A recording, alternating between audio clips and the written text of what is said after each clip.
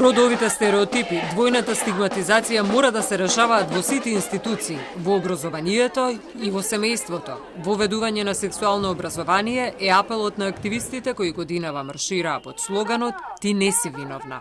Потикнати од еден од најодвратните случаи на родово базирано насилство во оваа земја, односно Телеграм групата Јавна соба, каде стотици девојки и жени беа изложени на родово базирано насилство, а тоа не беше адресирано како такво во јавноста. Сојузот на стопански комори во пресрет на Денот на жената забележа дека предприемачкиот потенцијал на жените е неискористен извор за економски раст на земјава. Без финансиска независност во економскиот сектор не можеме да говориме за рамноправност. И кога станува збор за IT секторот, ние сме многу подобри во споредба со сите други сектори. Ваквите примери треба да бидат поттик, смета Пешева. Вкупната бројка на жени во IT индустријата во Македонија е околу 36%. Што сакам да ви кажам, рамо до рамо со најразвиените во IT секторот, и ќе се изненадите дека тоа се Бугарија и Романија, ние значи сме навистина далеку од просекот кој што Европската Унија го има.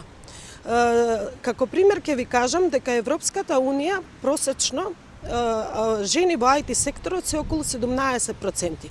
Значи ние скоро дупло сме подобри од нив. Во првиот пратенички состав имало само 5 жени. Сепак денес состојбата е поинаква, смета поранешната пратеничка Ѓулистана Марковска.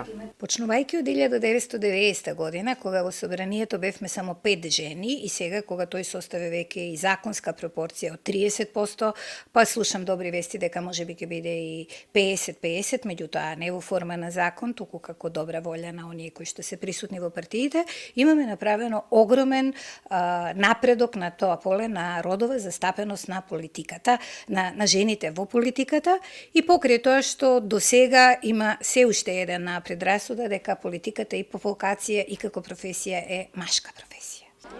Родовото базирано насилство мора да се санкционира. Дискриминацијата во однос на раководните позиции треба да биде минато.